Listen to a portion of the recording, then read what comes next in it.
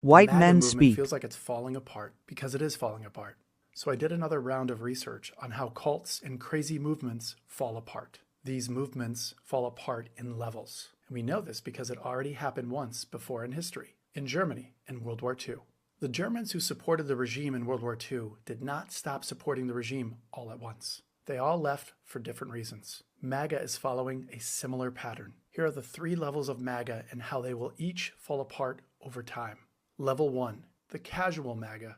These are the people who wore the hats, flew the flags, and went to the rallies. They were never really 100% into the cult. They just like being on the winning team for once. Psychologist Henry Teifel at the University of Bristol spent decades studying why people join political and social groups and why they stay even when those groups hurt them. He called it social identity theory.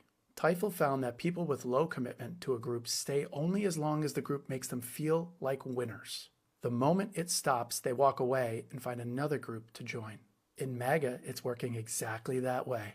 The rallies stopped feeling exciting. Being MAGA stopped feeling cool. It was never cool. And just like that, the flags came down, the red hats disappeared. No explanation, no announcement. They just moved on, quietly. Now they don't want to talk about politics. It's all just a sore subject to them. Soon they will never admit they ever supported Trump. The first level is pretty much already gone.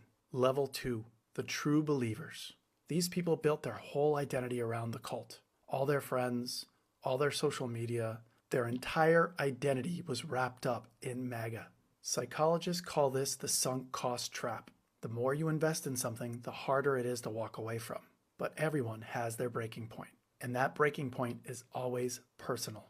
Andrew Schulz, a famous comedian and host of the Flagrant podcast, interviewed Trump before the election and voted for him. Schulz now is publicly saying Trump did the exact opposite of everything he promised. Schulz said, and I quote, "I voted for none of this."